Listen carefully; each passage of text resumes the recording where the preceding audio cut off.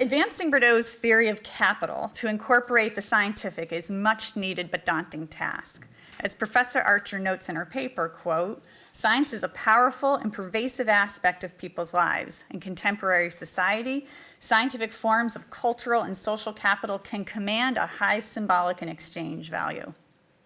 And I think that Professor Archer rightly points out that not only are such new conceptualizations of science capital needed, but also they might offer new lenses to fundamental equity concerns that have seemed intractable in science education. And so what I want to do with my remarks is to sort of hang out in this equity space and to reflect with you on the value of science capital for opening up new lines of thinking about equity. But I also want to raise some challenging questions that might help to further open up this dialogue on science capital so that its potential as a tool for advancing equity might be better realized. And so I want to pose 3 questions that I try to talk with you about over the next few minutes. And they're listed here. How might we understand the ways in which the activation of capital is shaped by power dynamics? Or put another way, what counts as science capital for whom and for what purposes? How do youth convert or transform their various funds of knowledge and associated practices into other more tangible forms of science capital? And then how do youth move and repurpose these forms of capital differentially as they navigate across settings and time? As I think through these questions, I want to try to flip the discourse. I want to view this problem space of conceptualizing science capital from the vantage point of youth, and in particular, youth from non-dominant backgrounds. For it is these youth, I believe, for whom the risks and the payoffs for accruing, activating, and repurposing capital potentially matters the most. So as noted by Professor Archer, there are very real issues of power and privilege invoked by science capital. The patterns in our survey data, I think, speak to that. High levels of science capital matched high levels of cultural capital. Boys possess more capital than girls. There were significant differences along ethnic lines and among students from different sets. These findings are so troubling and provide more evidence that we continue to have real equity issues in science education. At the same time, though, I think her findings point to and push us on how we might conceptualize science capital through the questions that they raise, such as, does the possession of science capital increase one's confidence in science, such that they might then pursue a science trajectory? And I would add, what role does knowing how to activate science capital in multiple ways and across multiple settings matter as well? How might focusing interventions on science identity work foster new opportunities for increasing science capital? And yet I wonder, as these questions suggest, what we miss by focusing primarily on a select set of forms of science capital that already align with Bordeaux's original framing. And I think that this question is particularly relevant given that Bordeaux has been critiqued from critical race theory and other perspectives for not being inclusive of the cultural experiences of communities of color. So as we can see on the quote on the previous slide, which I hope you read, and on the quotes on this slide, these quotes from Shanice and her friend Kay, they're 2 youth that we followed across home, school, and informal spaces over the course of 3 years. Speak to knowing how to talk scientifically and how to use this ideas to influence others positions one in powerful ways. Both of these girls recognize the capital they have and its potential outcomes for them. You can look like you know it all, and that positioning can buy you access and opportunity, as she points out when she talks about the impact of her movie. Yet Shanice and her friend Kay are also very clear that how they know science and seek to represent it to others matters critically in how they maintain an ability to successfully navigate their worlds. And that is not an easy proposition given the stark differences in the worlds that they inhabit between school and home. She does not want to be a geek, and yet she wants to do something that is real, that will make a difference. And so it's my interest in equity that's oriented me to frame an approach to science capital that's grounded in what's happening in youth's day-to-day lives. And to, as Chris Gutierrez might say, quote, help make visible the structural and historical existing contradictions in complex activity systems like the classroom. To figure out ways to leverage youth's funds of knowledge and associated practices towards consequential ends. And one of these consequential ends, I would argue, is how youth figure out how to convert their funds of knowledge and their associated practices into science capital on their own terms and towards their desired outcomes. And so that is, how do we begin to see, to notice, to interpret, and to respond to the non-traditional assets or the funds of knowledge and their practices that youth bring to the table as potential forms of science capital in ways that help us to uncover their histories of involvement with science that traditional constructions of science capital might leave invisible. And so here I'm asking, what counts as science capital, to whom, and for what purposes? So here's a letter that Quentin wrote to his teacher. Quentin's now a rising 8th grader, and he wrote this letter back in the 5th grade 6 months into the school year. He wrote it in January when school started in September.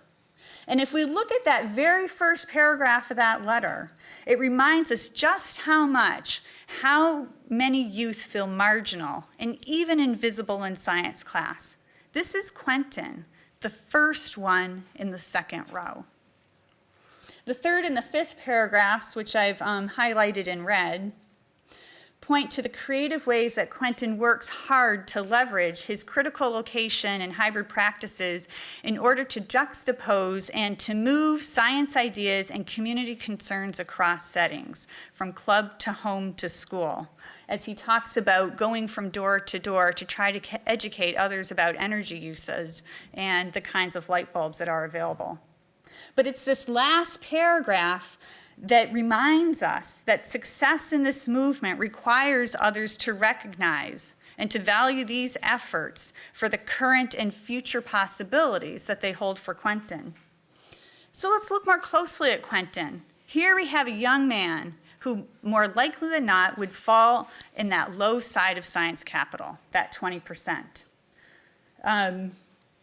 He's an African-American student who is below average in terms of academic performance in school. He's from a single-family household where his mom is in and out of work as a secretary. He has limited access to science artifacts and tools such as books, the internet, or trips to science centers. He's in the lowest science set. Little recognition for science abilities in the school setting. And yet, Quentin has authored a pathway into science by leveraging his insider community knowledge, care for his community, his funny man attitude, and access to a summer science program that the president of his local Boys and Girls Club told him he had to go to. He converts these assets into hybrid forms of science capital and then activates them and repurposes them across setting and over time towards accomplishing the goals that matter to him in some pretty significant ways. And so what I want to do is to take a moment and to share with you a couple of videos that Quentin produced about a year after he wrote that letter to his 5th grade teacher. This first video comes from a summer science program that I was telling you about, where he chose to represent what he learned about solar energy by creating a 60-second public service announcement that he hoped would be shared on the local public television station. He wanted his movie to speak to, quote, people like him and his mom, making ideas real, not distant, making change something that was possible for low-income families like his. Moreover, he later repurposed this movie to educate his teacher about his work ethic and abilities. And so, as he says, and I'll show you the movie in just a second, it's the movie that changed how people thought about me. We showed people how they can save electricity, which will help with CO2. Mainly, I was excited to show it to my teacher because he saw that I could do it, that I got it done, and that I know a lot. I had to get it done. I'm not really that C&D person. What the heck? Did your computer go out too?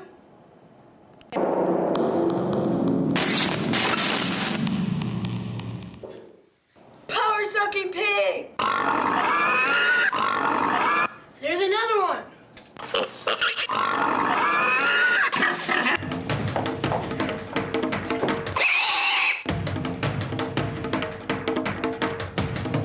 U.S. uses more electricity than all other countries except for China. Did you know that solar panels could reduce your utility bills significantly?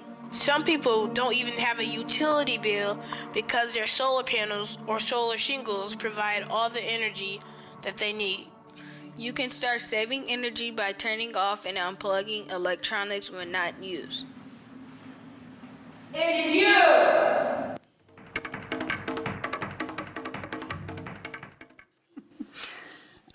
Okay, so then later that summer, on his own volition, he authored a second movie. Quentin noticed that one of the hallways in the university building where his summer science program was held was extraordinarily hot. Too hot, he thought, for simple solar gain. So on his own time, he investigated and made a short and funny movie, and he asked us to send that movie to the head of facilities for the Michigan State University campus. And so we did. I'm not going to show you the movie for the sake of time, but here are some snapshots for it, and it's called Unacceptable Heat. And he starts off by saying, "It is so hot in here." It's 145 degrees because he has his digital thermometer pointed right at the ventilation thingy. And that is unacceptable. So you know what? That hallway was indeed very hot. I walked in that hallway nearly daily, but I never took action. Quentin's movie led to that ventilation system being fixed within about a week. So here I'm asking the question about what are the mechanisms by which youth convert their funds of knowledge and associated practices into science capital? And then how do they move and repurpose these forms of capital as they navigate across setting and time? He indeed did show that movie to his school teacher. And his school teacher did begin to talk about and think about Quentin as being somebody who had science possibility. Instead of viewing his funniness as a deficit, he began to view his funniness as a way into science for him. So I think that this question calls further attention for us to consider how and why we might potentially couple contradictory theories to open up new complex understandings around science capital. Here I follow on Ruiz, Aguilar, and Moll to suggest that bridging the work of funds of knowledge with capital is important.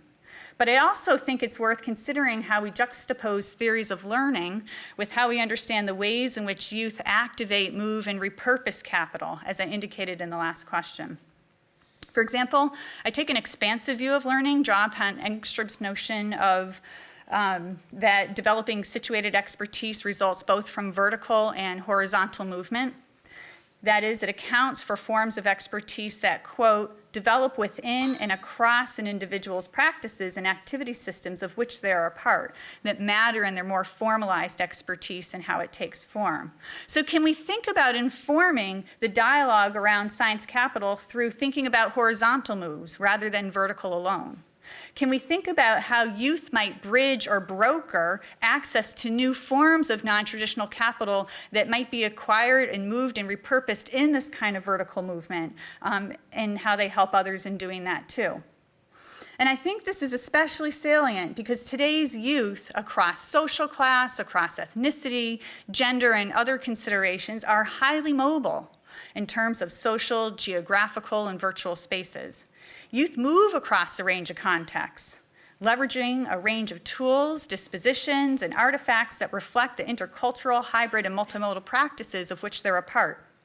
We need to understand these funds of knowledge and associated practices developed across the ecologies of interest in everyday life as we expand how we think about and look for capital. And we need to think about what forms of scientific expertise, experience, and engagement this new global world has made available that such capital might work towards. So lastly, it seems to me there's an interesting tension that emerges in the stories that I've told, and I think also implicit in Professor Archer's paper, which is mainly empirical but also conceptual, and that's a tension between possessing capital and understanding its exchange value as it's activated, moved, and repurposed over time and across settings. As Pereira and Savage note, and that Louise brought up in her paper, given the scale of technological and social change, it would be remarkable if Bourdieu's account of cultural capital continued to exist in unchanged form. But I think we can extend this point to further considering how the currencies of these new and potentially yet unnamed forms of science capital are shifting as well. Not just on that macro scale, but on a micro scale as you navigate these complex pathways in the moment and over time.